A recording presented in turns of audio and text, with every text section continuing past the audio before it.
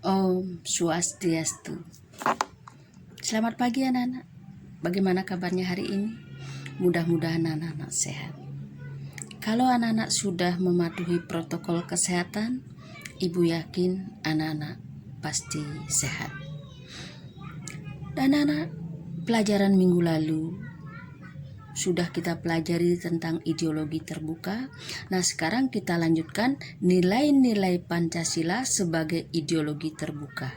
Yaitu, yang pertama kita lihat nilai dasar.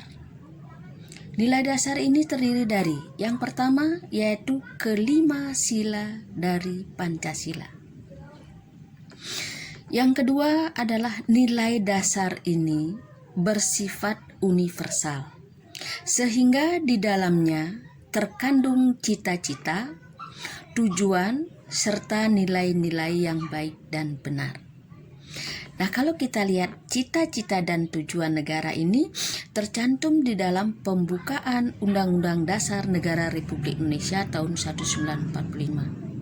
Nah, di mana cita-cita negara itu adalah merdeka, bersatu, berdaulat, adil, dan makmur. Nah, itu ialah yang diinginkan. Nah, kemudian cita-cita negara ini nantinya dijabarkan di dalam batang tubuh Undang-Undang Dasar Negara Republik Indonesia ini. Nah, kalau kita lihat tujuan negara itu ada 4 anak-anak. Yang pertama adalah melindungi segenap bangsa Indonesia dan seluruh tumpah darah Indonesia. Yang kedua adalah memajukan kesejahteraan umum. Yang ketiga adalah mencerdaskan kehidupan bangsa. Yang keempat, ikut melaksanakan ketertiban dunia yang berdasarkan kemerdekaan, perdamaian abadi, dan keadilan sosial. Nah, kemudian nilai-nilai yang baik dan benar, anak-anak bisa baca di pembukaan Undang-Undang Dasar Negara Republik Indonesia. Nah, nanti suatu saat Ibu akan suruh anak-anak menghafalkan pembukaan Undang-Undang Dasar Negara Republik Indonesia ini. Nah, kemudian yang ketiga, nilai dasar ini bersifat tetap dan melekat pada kelangsungan hidup negara. Yang keempat, nilai dasar ini kemudian dijabarkan di dalam pasal-pasal Undang-Undang Dasar Negara Republik Indonesia tahun 1945. Nah, itu anak-anak, Undang-Undang Dasar, nah ini harus anak-anak baca supaya tahu, karena itu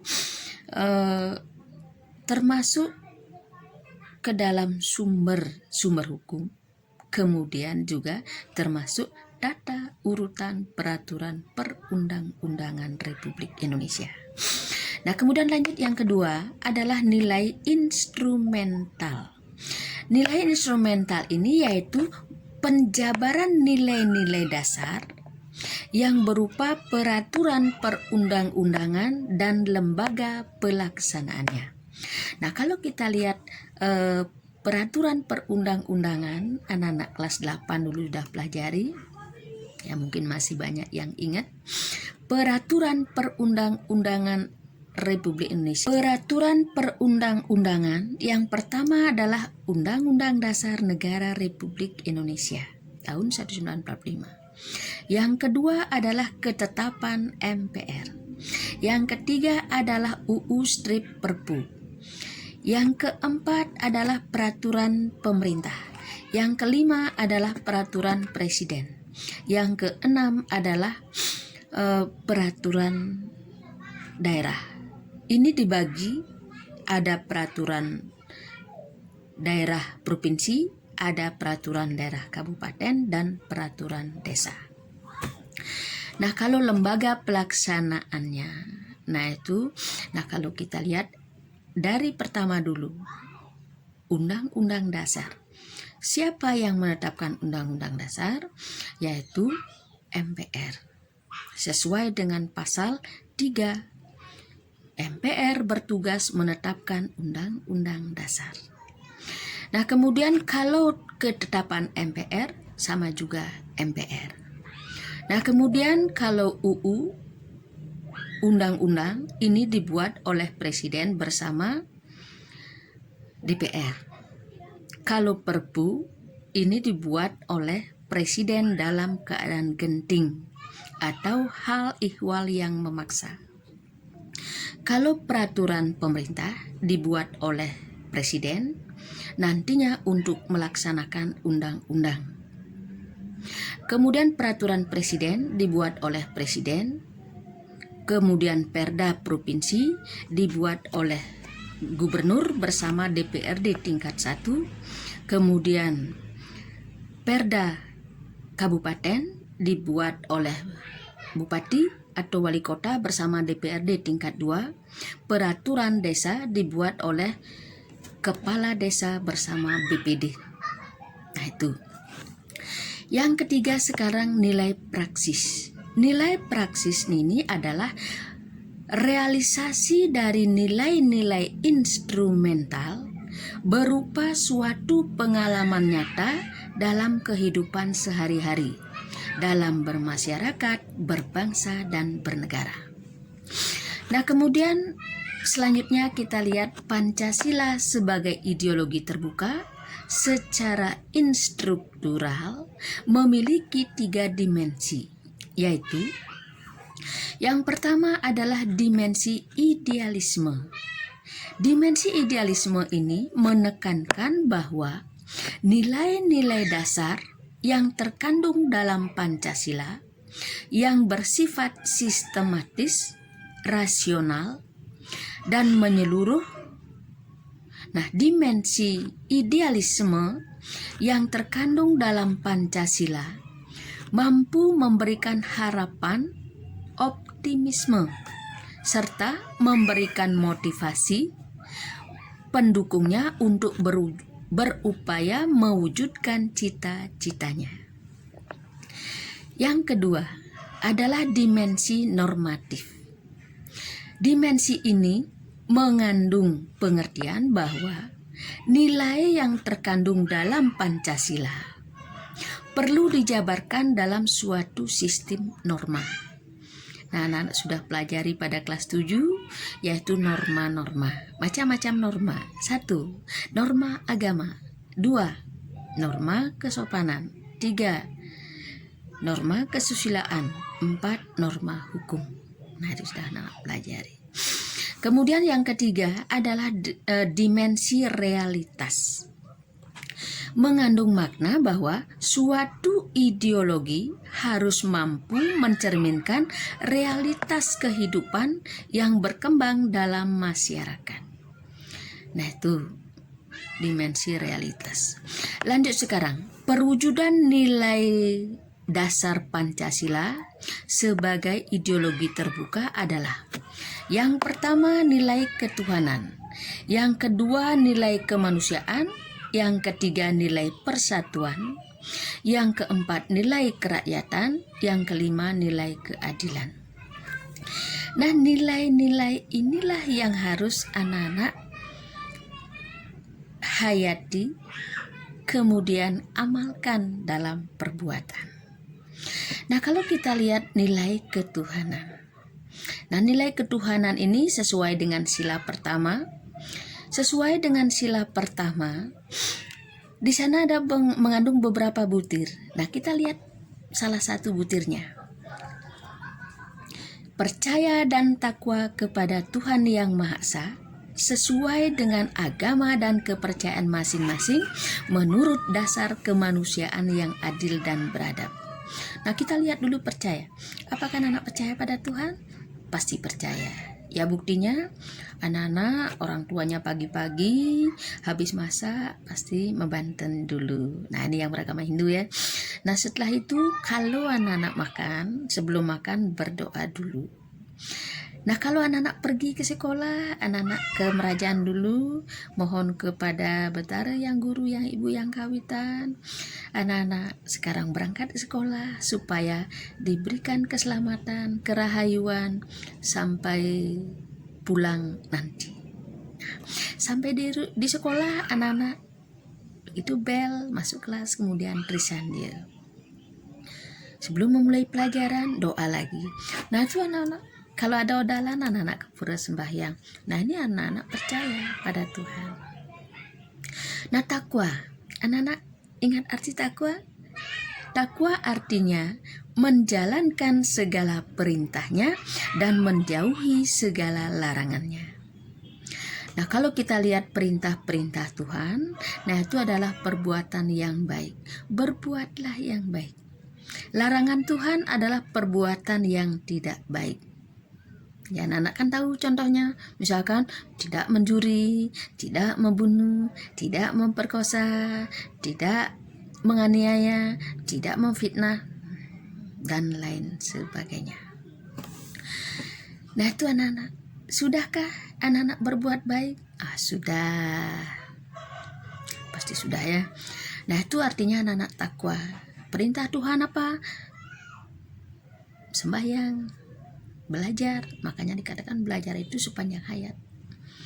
Belajar, kemudian apalagi? Banyak lagi yang lainnya. Nah, kemudian yang kedua, nilai kemanusiaan. Nilai kemanusiaan diantaranya mengakui persamaan derajat, persamaan hak, dan persamaan kewajiban antara sesama manusia. Anak-anak, derajat kita sama, termasuk hak dan kewajiban kita juga sama.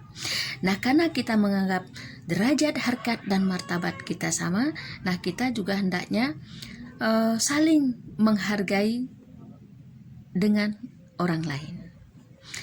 Nah, pada nilai kemanusiaan ini juga kita ditekankan supaya saling mencintai sesama manusia, mengembangkan sikap tenggang rasa, termasuk juga toleransi.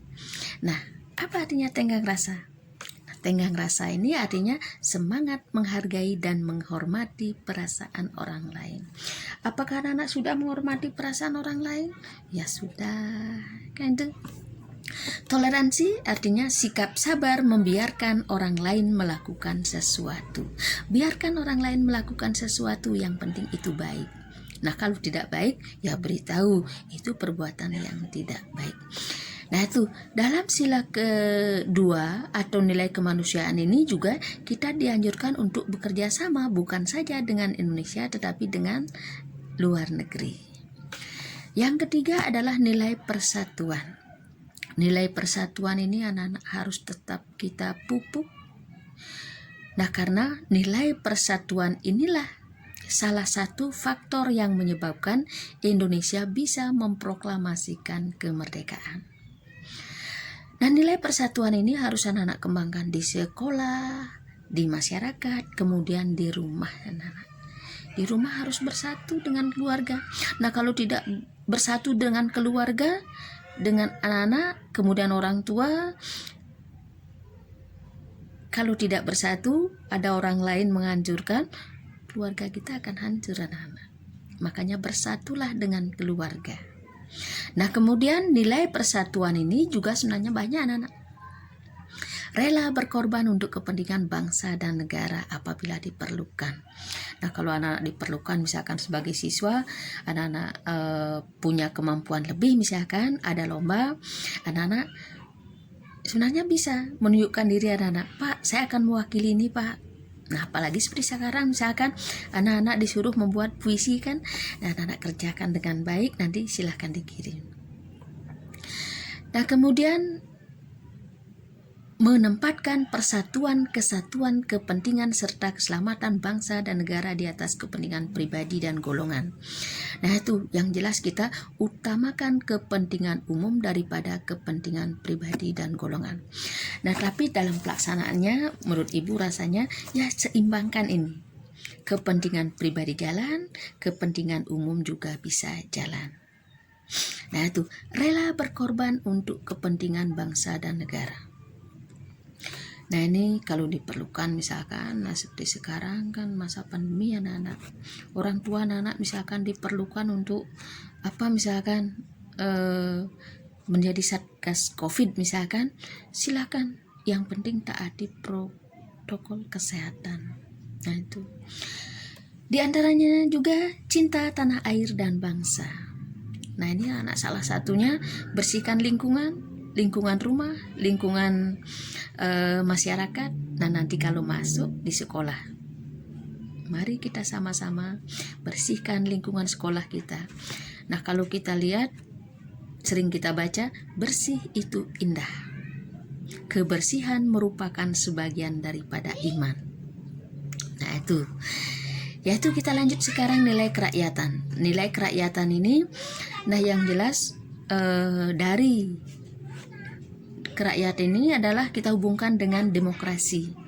Ya, anak-anak juga mungkin sudah pelajari tentang demokrasi. Demokrasi ini berasal dari kata demos dan kratos.